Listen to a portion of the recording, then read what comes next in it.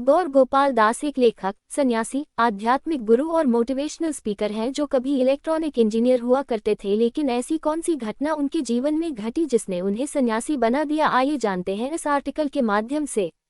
गौर गोपाल दास की जीवनी में हम इनके जीवन के बारे में गहराई से जानेंगे, तो आइए अब शुरू करते हैं।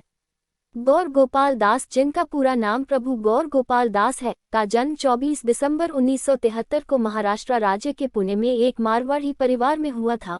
उनके पिता एक सरकारी कर्मचारी थे जो मेडोलॉजिकल विभाग में कार्यरत थे। उनकी माता एक गृहिणी थी।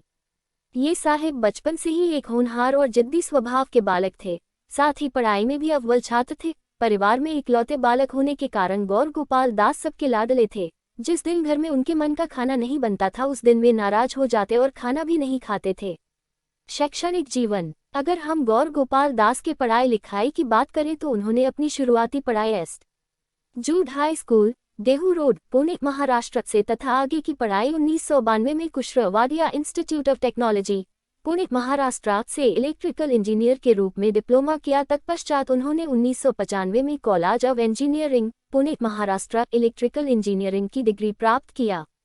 जैसा कि हमने आपको पहले भी बताया था कि ये साहेब पढ़ने लिखने में बचपन से ही होशियार थे और आगे भी समय के साथ उनकी होशियारी बढ़ती ही गई। परिणामतः 1995 में जब उन्होंने इलेक्ट्रिकल इंजीनियरिंग की डिग्री अच्छे नंबरों से प्राप्त किया, तभी उन्हें HP ह्यूलेट पैकार्ड नामक कंपनी से जॉब ऑफर आया और उन्होंने वहां जॉब करनी शुरू कर दी। पारिवारिक जीवन, अगर हम गौर गोपाल दास के परिवार की बात करें तो वे फिलहाल सन्यासी हैं, अपने घर बार को छोड़ चुके हैं, अविवाहित हैं, इस्कॉन टेम्पल में ही रहते हैं।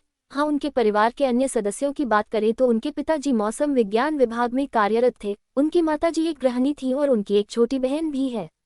1996 में उन्होंने अपने गुरु राधानाथ स्वामी जी से दीक्षा प्राप्त की और एक इंजीनियर से एक सन्यासी बनने की राह पर निकल पड़े और आज एक लेखक, सन्यासी, आध्यात्मिक गुरु और मोटिवेशनल स्पीकर के रूप में अपनी एक बड़ी पहचान बनाई है।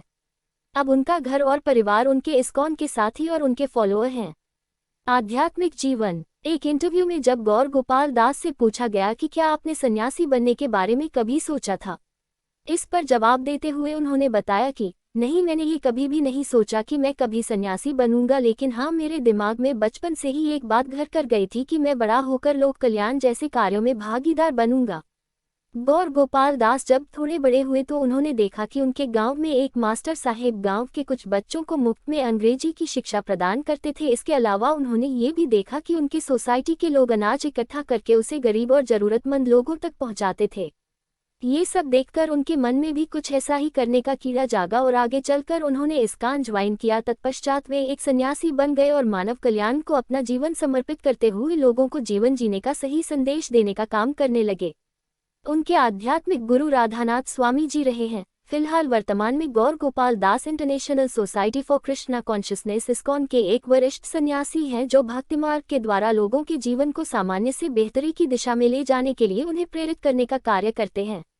मोटिवेशनल स्पीच, गौर गोपाल दास का मोटिवेशनल स्पीच सुनने के लिए उन्हें भारत के साथ साथ विदेशों में भी खूब आमंत्रित किया जाता है।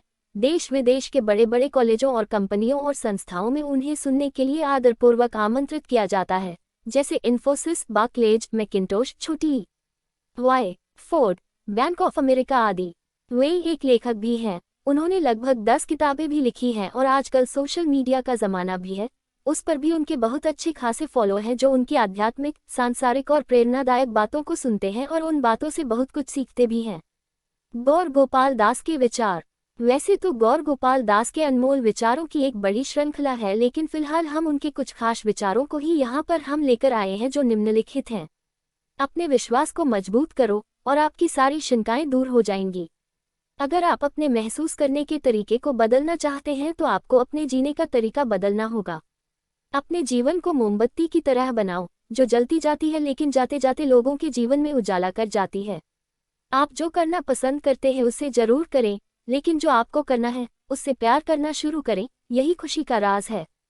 जब तक मनुष्य दूसरे की उन्नति से जलता रहेगा तब तक वह सुख और शांति का अनुभव नहीं कर पाएगा।